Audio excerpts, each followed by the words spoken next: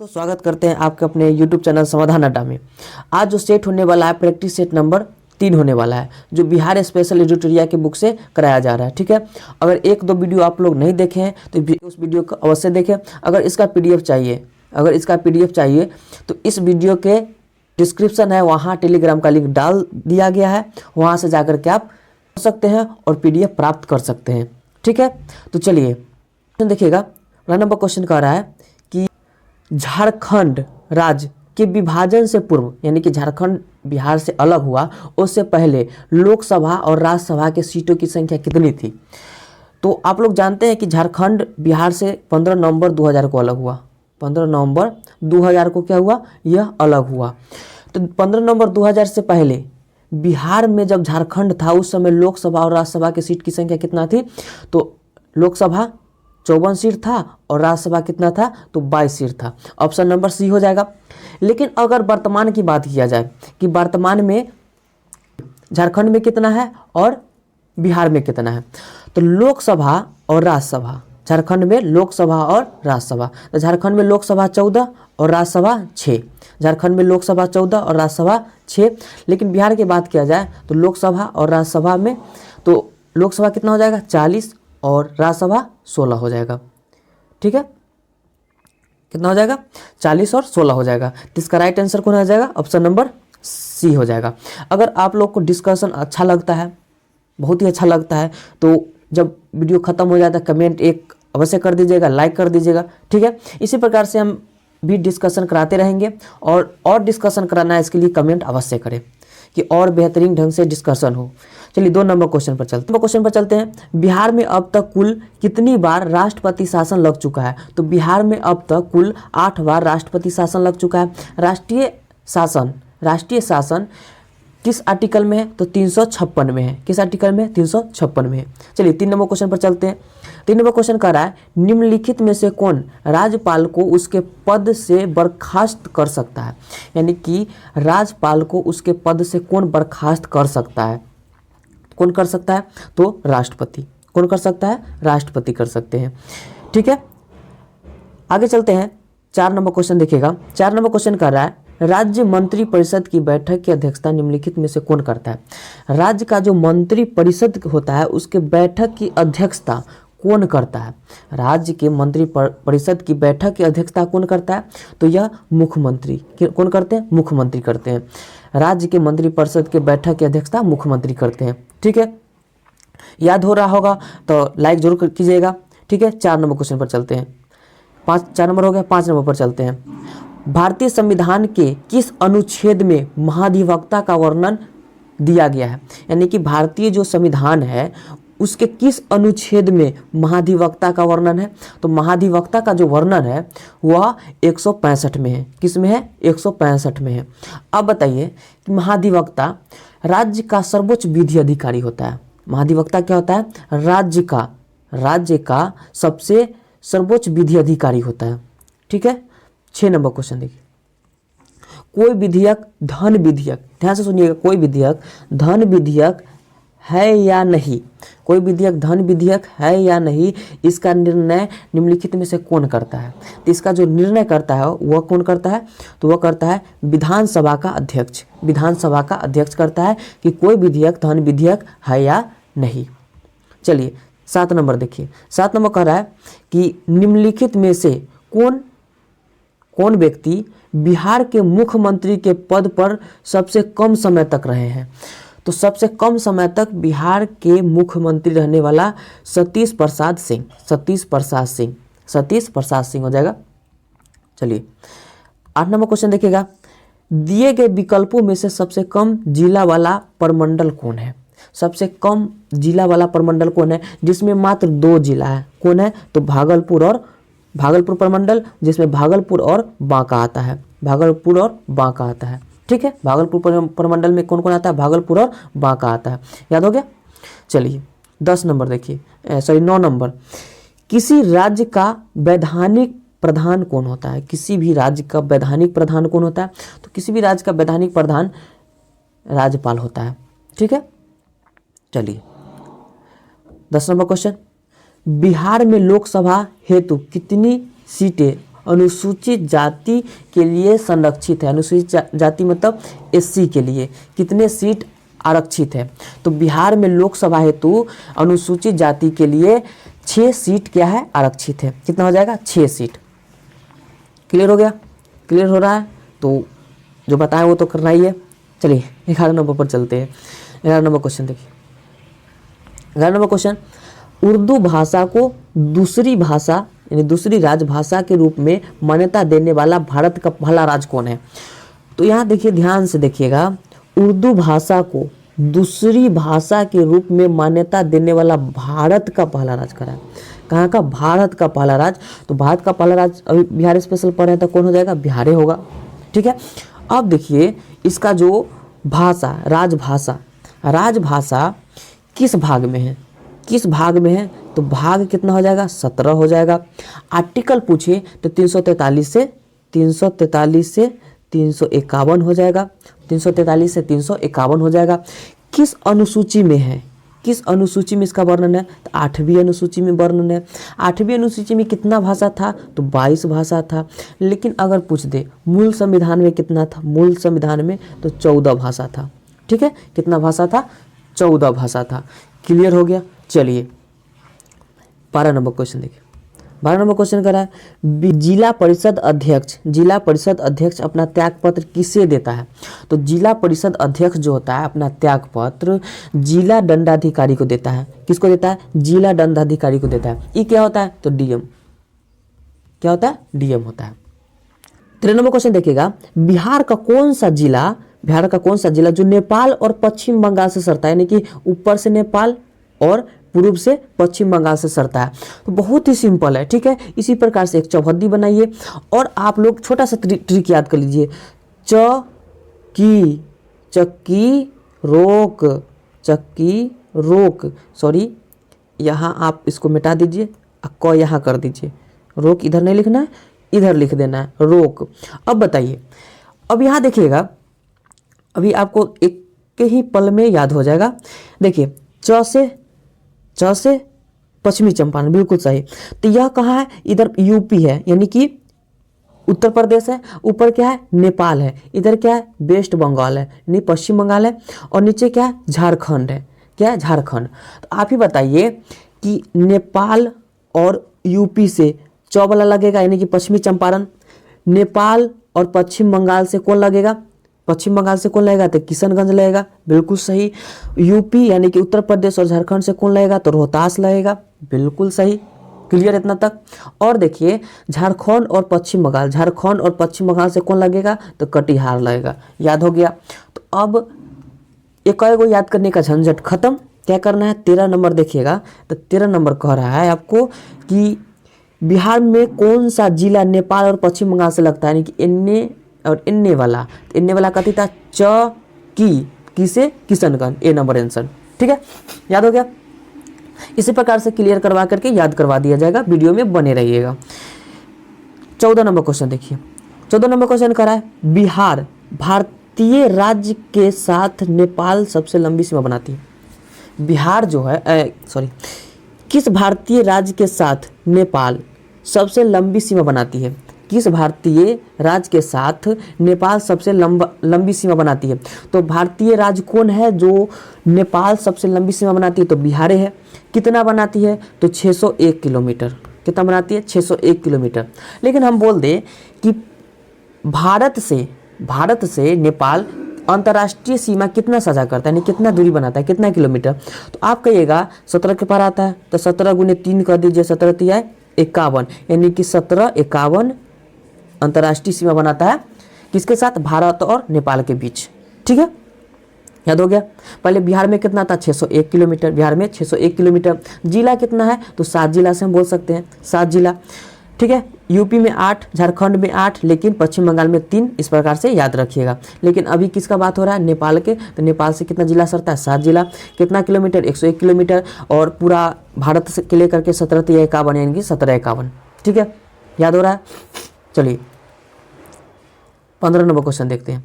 15 number question देखिएगा, निम्नलिखित में से कौन बिहार का सर्वोच्च चोटी है? कौन बिहार का सर्वोच्च चोटी है? तो हम पिछले वाला वीडियो में बताए थे कि सोमेश्वर की जो श्रेणी है वह सबसे सर्वोच्च चोटी है, जिसकी ऊंचाई कितना है?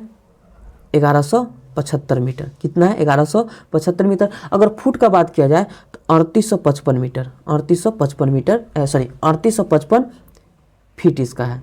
ठीक है, मीटर कितना है? 1175 मीटर। 16 नंबर क्वेश्चन देखिए। 16 नंबर क्वेश्चन देखिएगा, बिहार में सबसे अधिक वर्षा किस जिले में होता है? बिहार में सबसे अधिक वर्षा किस जिले में होता है? तो तुरंत बताएं। जो नेपाल और पश्चिम बंगाल से सरता है, कौन? किशनगंज, वहीं सबसे अधिक वर्षा होता है। ठीक है, किशनगंज इसका क्या हो जाएगा? राइट आंसर हो जाएगा। 17 नंबर क्वेश्चन देखिएगा, बिहार में आपदा प्रबंधन हेतु सेंदई फ्रेमवर्क कब लागू किया गया? सेंदई फ्रेमवर्क कब लागू किया गया? तो यह इसका जो आंसर हो जाएगा ऑप्शन नंबर बी हो जाएगा। 2015 में बिहार में आपदा प्रबंधन हेतु सेंदई फ्रेमवर्क को क्या किया गया? लागू किया गया। ठीक है, चलिए अब चलते हैं 18 नंबर में। 18 नंबर क्वेश्चन देखिएगा, बिहार का कौन सा जिला जूट उत्पादन में अग्रणीय है? इसको ध्यान से सुनिएगा, पूरा विश्व से लेकर के जिला तक क्लियर कर देंगे। बिहार का कौन सा जिला जूट उत्पादन में अग्रणीय है? तो देखिए पहला नंबर क्या हो जाएगा कि आप विश्व में बात करेंगे कि विश्व में जूट उत्पादन में कौन है? तो बांग्लादेश है। कौन है? बांग्लादेश।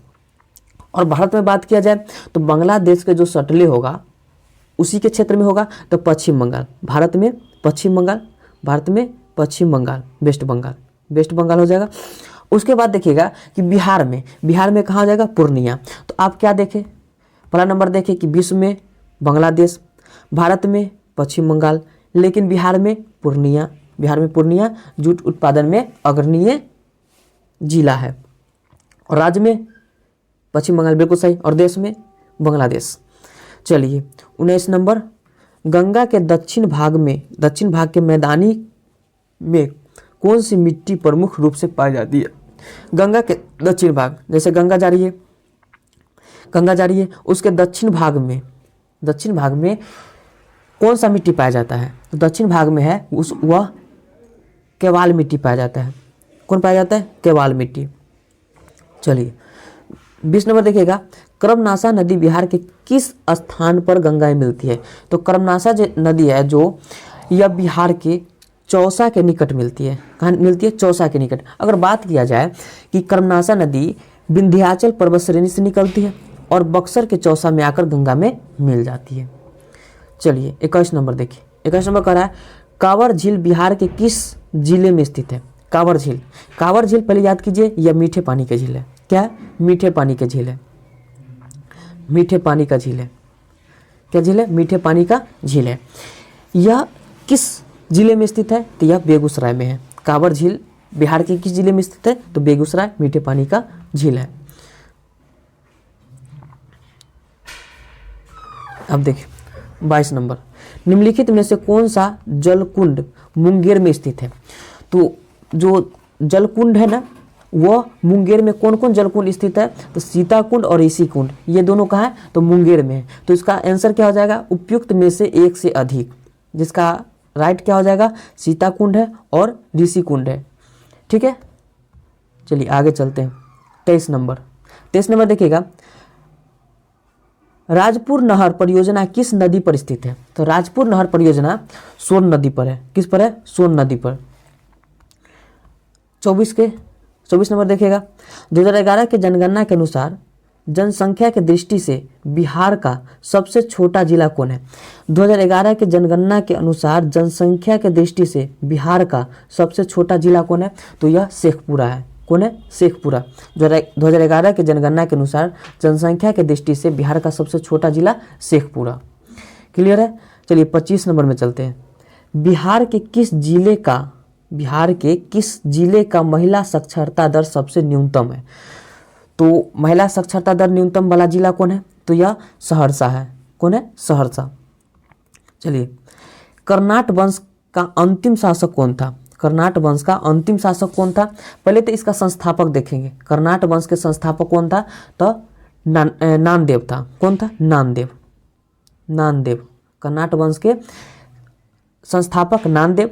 कर्नाट वंश मिथिला से संबंधित है, मिथिला में था। और इसका जो अंतिम शासक है वह कौन है? हरि सिंह देव, हरि सिंह देव। चलिए 27 नंबर क्वेश्चन देखिएगा। 27 नंबर क्वेश्चन करा है, निम्न में से किस पाल शासक की राजधानी मुंगेर, यानी कि बिहार में मुंगेर है, वहाँ था? तो किस पाल शासक? तो देवपाल, देवपाल के समय जो राजधानी बिहार की थी वो कहाँ थी? मुंगेर। अब देखिए, दरभंगा में एक दुर्ग एवं जमा मस्जिद का निर्माण करने वाला सुल्तान कौन था? तो दरभंगा में, याद रखिए कहाँ? दरभंगा में दुर्ग एवं जमा मस्जिद का निर्माण करने वाला सुल्तान कौन था? यह कौन था? तो मोहम्मद बिन तुगलक था, एमबीटी। एमबीटी कौन था? एमबीटी यानी कि मोहम्मद बिन तुगलक था। आगे चलिए 29 नंबर क्वेश्चन देखिएगा। शेर शाह ने मुगलों के विरुद्ध संघर्ष में किससे सहायता प्राप्त की थी? यानी कि शेर शाह ने मुगलों के विरुद्ध जब संघर्ष किया तो किससे सहायता प्राप्त किया था? तो किससे सहायता प्राप्त किया था? चेरो शासक से। चेरो शासक से क्या किया था? शेर शाह सहायता प्राप्त किया था। आगे चलते हैं 30 नंबर क्वेश्चन देखिएगा।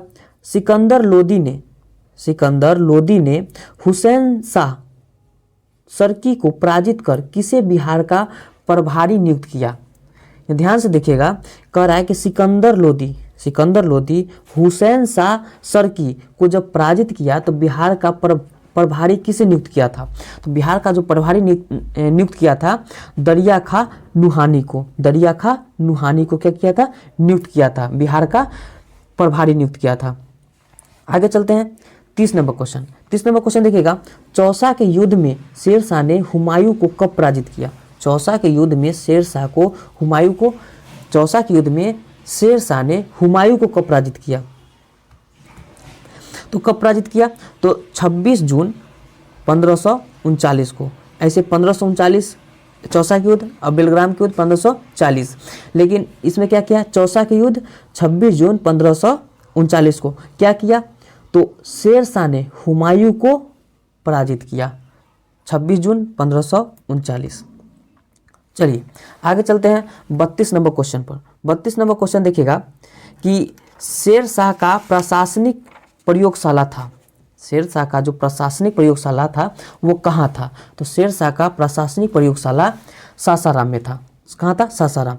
और सासाराम शेर शाह का क्या है? मकबरा। आगे चलिए 33 नंबर क्वेश्चन कर रहा है, शेर शाह ने अपने शासनकाल में पटना में एक दुर्ग का निर्माण करवाया था।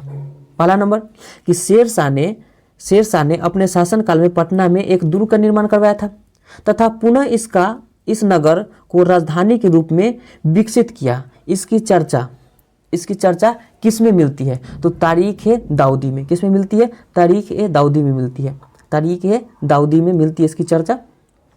चलिए 34 नंबर देखिएगा। अकबर ने 1580 में बिहार में किस गवर्नर यानी कि सूबेदार को नियुक्त किया था? तो अकबर ने, यहाँ से ध्यान से देखिएगा, अकबर ने 1580 में, कब? अकबर ने 1580 में बिहार में किसे गवर्नर सूबेदार नियुक्त किया था? तो यह खान-ए-खानम को क्या किया था? नियुक्त किया था। खान-ए-खानम को। 35 नंबर देखिएगा। किस मुगल शासक के समय बिहार में सर्वाधिक विद्रोह हुआ? किस मुगल शासक के समय बिहार में सर्वाधिक क्या हुआ? विद्रोह हुआ। तो यह अकबर के समय। किसके समय? अकबर के समय। 36 नंबर क्वेश्चन देखिएगा। कह रहा है कि सिख धर्म के प्रवर्तक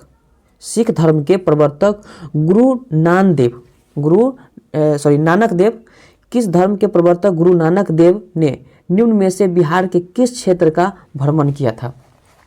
तो किस क्षेत्र का भ्रमण किया था? तो यह मुंगेर, भागलपुर, राजगिरी, यानी कि यह तीनों नाम शामिल है। तो इसमें से आंसर कौन हो जाएगा? तो उपयुक्त में से एक से अधिक। तो जो गुरु नानक देव थे वह मुंगेर, राजगीर और भागलपुर तीनों का भ्रमण किए थे। ठीक है, चलिए अब चलते हैं 37 नंबर क्वेश्चन। 37 नंबर क्वेश्चन देखिएगा। मुगल शासक फर्रुखसियर ने अंग्रेज को बिहार एवं बंगाल में व्यापार करने के लिए किस वर्ष स्वतंत्रता प्रदान की। यहाँ ध्यान से सुनिएगा, याद हो जाएगा इसी वीडियो में। जो मुगल शासक था, मुगल शासक कौन था? फर्रुखसियर ने अंग्रेजों को बिहार और बंगाल में व्यापार करने के लिए किस वर्ष स्वतंत्रता प्रदान की? किस वर्ष स्वतंत्रता प्रदान की? तो 1717 में। कब किया? 1717 में किया। 38 नंबर क्वेश्चन देखिएगा, किस मुगल शासक के शासनकाल में अंग्रेजों ने पटना में अपनी फैक्ट्री स्थापित की? यानी कि किस मुगल शासक के शासनकाल में अंग्रेजों ने पटना में अपनी फैक्ट्री स्थापित की? तो वह कौन था? तो शाहजहां के शासनकाल में। कब स्थापित किया? तो 1657 में। कब किया? 1657 में। किसके शासनकाल में? शाहजहां के। चलिए आगे चलते हैं। 39 नंबर क्वेश्चन देखिएगा, अंग्रेजों की पटना फैक्ट्री का प्रधान जॉब चरनाक बना। कब बना? तो 1664 में बना। तो पूछेगा फैक्ट्री का प्रधान कौन था? तो जॉब चरनाक था। कब बना था? तो 1664 में बना था। कब बना था? 1664 में बना था। आगे देखिए 40 नंबर क्वेश्चन कह रहा है कि बिहार आने वाला पहला अंग्रेज यात्री था। बिहार आने वाला पहला अंग्रेज यात्री कौन था? तो बिहार आने वाला पहला अंग्रेज यात्री रॉल्फ फिच था। कौन था? रॉल्फ फिच था। उसके बाद चलेंगे 41 नंबर में। 41 नंबर क्वेश्चन कह रहा है कि बिहार में होम रूल लीग की स्थापना कब किया गया? बिहार में होम रूल लीग की स्थापना कब किया गया? तो यह 16 दिसंबर 1916 को किया गया बिहार में होम रूल लीग की स्थापना। ठीक है। 42 नंबर क्वेश्चन देखिएगा, भारतीय राष्ट्रीय कांग्रेस का 27वां अधिवेशन कहाँ हुआ था? तो भारतीय राष्ट्रीय कांग्रेस का 27वां अधिवेशन पटना में हुआ था। कहाँ हुआ था? पटना में हुआ था।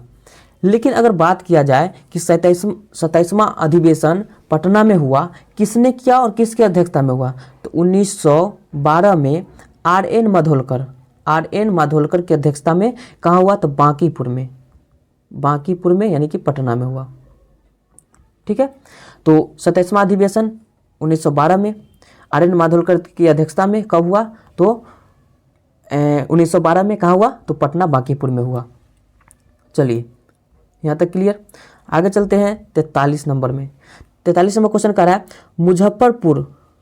मुजफ्फरपुर बम कांड में किसे फांसी की सजा दी गई? मुजफ्फरपुर बम कांड पहले कहाँ हुआ? मुजफ्फरपुर बम कांड कब हुआ? तो 1908 में हुआ। कब हुआ? 1908 में। किसे फांसी पर चढ़ाया गया? तो खुदीराम बोस को। किसे? खुदीराम बोस को चढ़ाया गया। चलिए 44 नंबर क्वेश्चन देखिएगा, चंपारण में कृषि की स्थिति के जांच के लिए नियुक्त जांच समिति के अध्यक्ष थे। नियुक्त जांच समिति के अध्यक्ष कौन थे? तो यह एफ.जी. सलाई थे।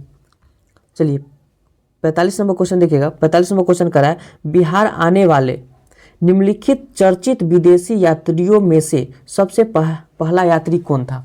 तो सबसे पहला यात्री मेगास्थनीज था, जो चंद्रगुप्त मौर्य के दरबार में आया था और यह इंडिका नामक पुस्तक लिखा। किसने? मेगास्थनीज ने।